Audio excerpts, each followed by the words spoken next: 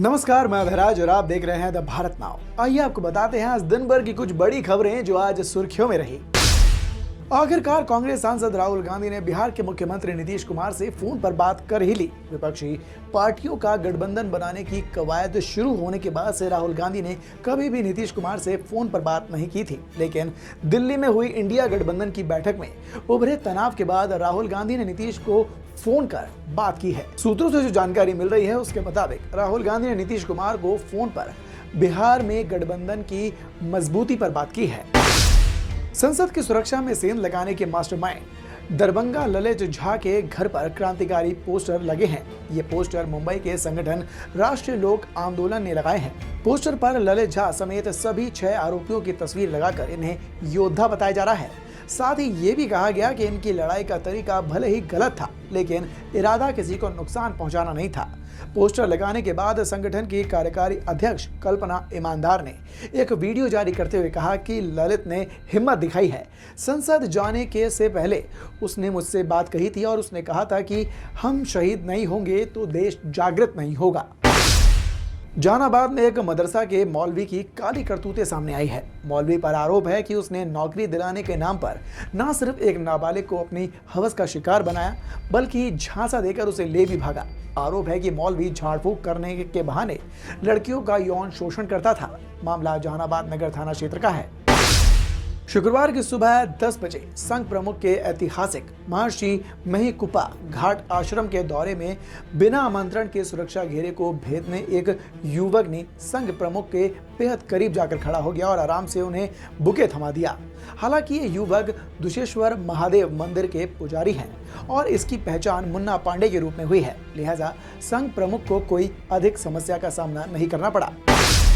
19 दिसंबर को दिल्ली में इंडिया गठबंधन की चौथी बैठक हुई। इस बैठक में पहले जेडीयू के सभी नेता और कार्यकर्ता उम्मीद में थे कि नीतीश कुमार को इंडिया अलायंस के कोई बड़ी जिम्मेदारी दी जाएगी, लेकिन ममता बनर्जी और अरविंद केजरीवाल ने कांग्रेस के राष्ट्रीय अध्यक्ष मल्लिकार्जुन खड़गे का नाम आगे रख दिया और उनकी उम्मीदों पर पानी फेर दिया। इसके बाद अब जेडीयू के नेता अपने सहयोगी दल कांग्रेस को लेकर काफी तीखी बयानबाजी करते हुए नजर आ रहे हैं। जेडीयू के विधायक गोपाल मंडल ने कहा, जनता नीतीश कुमार को जानती है, किसी खड़गे फरगे को नहीं जानती, जिसके बाद से इस बयान पर बवाल मचा है।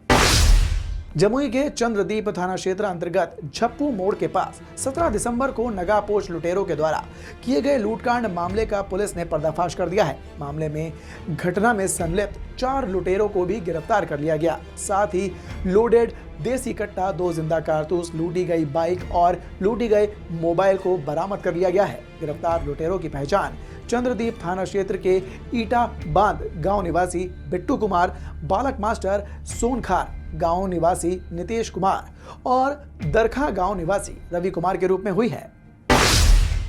जम्मू शहर के मिसौड़ी स्थित शगुन वाटिका के पास शुक्रवार की सुबह तेज रफ्तार ट्रक ने एक छात्रा को कुचल दिया, जबकि दूसरा छात्र घायल हो गया। स्थानीय लोगों की मदद से घायल छात्र और मृतक छात्रा के शव को सदर अस्पताल भेज दिया गया, जहां घायल छात्र का इलाज किया जा रहा है। वहीं मृतक छात्र की पहचान लक्ष्मीपुर थाना क्षेत्र के चिनबेरिया गांव के रहने वाले सुनील यादव के बेटे नीतीश कुमार के रूप में हुई है, जबकि घायल छात्र की पहचान भारत यादव के बेटे चंदन कुमार के रूप में हुई है।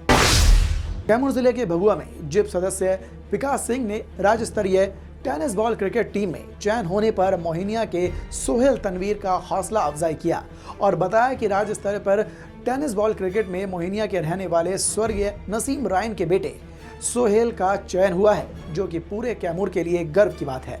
इन्होंने पूरे बिहार में कैमूर का मान बढ़ाया है। विगत 17 दिसंबर को वैशाली के राज्य स्तरीय चयन मैच का आयोजन हुआ था, जिसमें कैमूर जिले के 5 बच्चों ने भाग लिया था, जिसमें अच्छा प्रदर्शन के आधार पर सोहेल तनवीर का चयन किया गया है।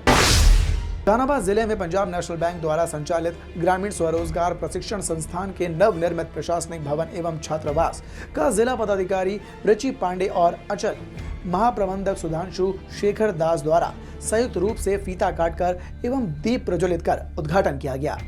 गया मंडल प्रमुख विवेक कुमार सिंह द्वारा आर सिटी कार्यों को विस्तृत रूप से ब्यौरा दिया गया। डीएम ने बताया कि पंजाब नेशनल बैंक द्वारा संचालित आर सिटी भवन के निर्माण कार्य में काफी बाधाएं आ रही थी, जिसे जिला प्रशासन द्वारा दूर किया गया।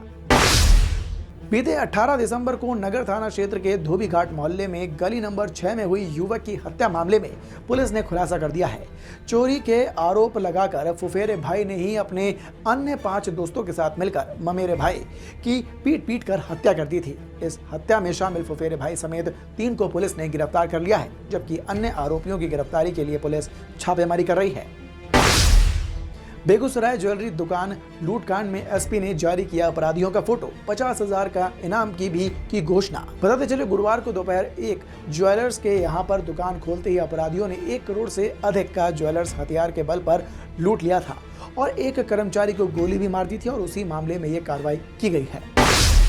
कैमूर जिले के मोहिनिया के एमपी कॉलेज में महायज्ञ में कुंड की स्थापना के लिए गंगा जल और मिट्टी लाने के लिए चिनारी के पूर्व विधायक ललन पासवान, भभुआ पूर्व विधायक रिंकी रानी पांडे, पूर्व मंत्री बृजकिशोर बिंद, भाजपा के रामगढ़ विधानसभा पूर्व विधायक अशोक सिंह, मोहिनिया के पूर्व विधायक निरंजन राम, भाजपा जिला अध्यक्ष मनोज जायसवाल, साध्वी लक्ष्मी माता ने रथ के साथ बक्सर के लिए रवाना हुए हैं और उनके कार्यकर्ता खुद बक्सर जाकर वहां की मिट्टी और जल लेकर मोहिनिया लौटेंगे। चारों तरफ से एकत्र की गई मिट्टी से राष्ट्र रक्षा रुद्राक्ष महायज्ञ की शुरुआत की जाएगी। महायज्ञ का पूरा इंतजाम यज्ञ समिति के संयोजक राकेश कुमार सिंह की ओर से किया जा रहा है। इंडिया महागठबंधन के कार्यकर्ताओं ने सांसदों का संसद में निलंबन लोकतंत्र की हत्या को बताते हुए आज 1 दिवसीय धरना प्रदर्शन दिया। प्रदर्शन के दौरान कांग्रेस जनता दल यूनाइटेड, साथ ही साथ राष्ट्रीय जनता दल, कम्युनिस्ट पार्टी माले के अलावा कई पार्टियों ने नवादा में प्रजातंत्र चौक स्थित प्रदर्शन स्थल पर पहुंचकर जमकर मोदी सरकार के खिलाफ नारेबाजी करते रहे। साथ ही 146 सांसदों के निलंबित करने के विरोध में ये प्रदर्शन किया गया। प्रदर्शनकारियों का कहना है कि सांसदों का संसद से इस तरह निलंबन करना लोकतंत्र की हत्या है। शिक्षा विभाग के अपर मुख्य सचिव के पाठक पश्चिम चंपारण पहुंचे, जहां पर बेतिया जिले के एमजेके कॉलेज, कुमारबाग डाइट प्रशिक्षण केंद्र, बेतिया विपिन हाई स्कूल का उन्होंने निरीक्षण किया और निरीक्षण के दौरान उन्होंने छात्रों से पूछा कि शिक्षक कितने समय तक उपस्थित रहते हैं। वहीं बच्चों से बातचीत कर पढ़ाई लिखाई की जानकारी भी ली। अररिया में शुक्रवार को सांसदों के निलंबन के खिलाफ इंडिया महागठबंधन के नेताओं और कार्यकर्ताओं ने धरना दिया और साथ ही जोरदार प्रदर्शन भी किया। मालूम हो कि जिला मुख्यालय में आयोजित धरना प्रदर्शन में कांग्रेस, आरजेडी, जेडीयू सहित तमाम विपक्षी दलों के नेता मौजूद थे। इस दौरान नेताओं ने केंद्र की भाजपा सरकार पर तानाशाही करने का आरोप भी लगाया। पूर्व सांसद सरफराज आलम ने कहा, केंद्र सरकार के द्वारा खुलेआम लोकतंत्र की हत्या की जा रही है और थोक के भाव से राज्यसभा और लोकसभा से सांसदों को निलंबित किया जा रहा है, जिसे कभी बर्दाश्त नहीं किया जाएगा। बिहार सरकार के ग्रामीण विकास मंत्री श्रवण कुमार मधुबनी पहुंचे, जहां पर विभागीय समीक्षा के दौरान उन्होंने डीडीसी विशाल राज के द्वारा मिथिला परंपरा से भव्य स्वागत किया गया। ग्रामीण विकास मंत्री समीक्षा के दौरान जिले के सभी प्रखंड विकास पदाधिकारी को निर्देशित भी करते नजर आए और कि आवास योजना का लाभ कोई भी व्यक्ति एक ही बार ले सकता है। साथ ही उन्होंने समीक्षा बैठक के दौरान जिले में कई विकास कार्यों की समीक्षा के बाद कई निर्देश भी दिए। लोकसभा राज्यसभा से सांसदों के निलंबन के खिलाफ शुक्रवार को इंडिया गठबंधन के राष्ट्रव्यापी विरोध मार्च के तहत आरजेडी, जेडीयू, भाकपा माले, कांग्रेस, सीपीआई, सीपीएम के कार्यकर्ताओं ने जमुई स्टेडियम में प्रतिरोध मार्च निकाला। प्रतिरोध मार्च कचहरी चौक पर पहुंचकर सभा में तब्दील हो गई। इस दौरान भाजपा के खिलाफ कार्यकर्ताओं में आक्रोश नजर आया और जमकर नारेबाजियां भी की। प्रतिरोध मार्च का नेतृत्व आरजेडी नेता विनीता प्रकाश और भाकपा माले के युवा नेता बाबू साहब सिंह और कांग्रेस के जिला अध्यक्ष राजेंद्र सिंह, जेडीयू के जिला अध्यक्ष शैलेंद्र महतो, सीपीआई के जिला सचिव सुनील सिंह, सीपीएम के वरिष्ठ अधिवक्ता उमाकांत सिंह, जयराम तुरी और साथ ही साथ आपको बता दें कि वासुदेव राय, मनोज कुमार पांडे भी इस दौरान मौजूद रहे और उन सब ने मिलकर इस प्रदर्शन का आगाज किया। शुक्रवार को डीएम रिची पांडे ने गांधी मैदान में दिव्यांग खेल कूद प्रतियोगिता का उद्घाटन किया। कला, संस्कृति एवं युवा विभाग के सौजन्य से यह आयोजन किया गया है। मौके पर दिव्यांगों के लिए ट्राई साइकिल रेस, नींबू चम्मच रेस और साथ ही साथ कई तरह के खेलों का शुभारंभ किया गया। कार्यक्रम की शुरुआत बच्चों ने स्वागत गान से की गई और आपको बता दें कि जिलाधिकारी द्वारा हरी झंडी दिखाकर ट्राई साइकिल रेस का शुभारंभ किया गया।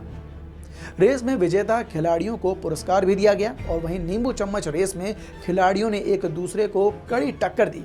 खेल पदाधिकारी ने दिव्यांगों के लिए संचालित विभिन्न योजनाओं के बारे में जानकारी भी दी। प्रतियोगिता में 30 वर्ष तक के दिव्यांग बालक बालिका, युवक और युवतियां भाग ले रहे थे। इस प्रतियोगिता में मानसिक, शारीरिक, दृष्टिबाधित हर तरह के दिव्यांग बच्चों ने, युवकों ने हिस्सा लिया। जहानाबाद पहुंची विकसित भारत संकल्प यात्रा भव्य शुरुआत के साथ प्रारंभ हुई है। विकसित भारत संकल्प यात्रा अपने पड़ाव में अलग अलग क्षेत्र और लोगों तक पहुंच रही है। जहानाबाद जैसे छोटे जिलों के काको प्रखंड अंतर्गत दक्षिणी गांव में आपको बता दें कि कारवा का पहुंचना इसके लिए एक बहुत ही महत्वपूर्ण विस्तार प्रतीक माना जा रहा है। देश की हर ग्राम पंचायत को कवर करना छात्रा का प्रयास और साथ ही इससे जुड़े लोगों ने बताया कि विकसित भारत संकल्प यात्रा का प्रयास देश के लगभग हर ग्राम पंचायत को कवर करना है। इसके तहत जहानाबाद में भी 50 से ज्यादा स्थानों को कवर किया जाएगा। जहानाबाद नगर परिषद में विवाद थमने का नाम नहीं ले रहा। 7 दिन पहले हुई बैठक के लिए नए फैसलों को रद्द कर दिया गया है। इसके बाद मुख्य पार्षद रूपा देवी के नेतृत्व में पार्षदों ने जहानाबाद में शुक्रवार को आक्रोश मार्च निकाला। पार्षद प्रतिनिधि ने कार्यपालक पदाधिकारी पर पैसों की लूट का आरोप लगाया है। मुख्य पार्षद प्रतिनिधि ने कहा कि लाइट के नाम पर करोड़ों रुपए का घोटाला किया गया। दशहरा से पहले शहर में लाइट लगाने की बात हुई थी, लेकिन कार्यपालक पदाधिकारी की मनमानी की वजह से अभी तक लाइट नहीं लग पाई है। नाराज पार्षदों ने आक्रोश मार्च निकालते हुए कारगिल चौक के पास कार्यपालक पदाधिकारी का पुतला दहन भी किया। साथ ही बताया कि अगर उनकी मांगे नहीं मानी गई तो इससे बड़ा आंदोलन होगा। तो फिलहाल के लिए इस बुलेटिन में सिर्फ इतना ही। ऐसी ही खबरों से जुड़े रहने के लिए देखते रहें द भारत नाउ। धन्यवाद।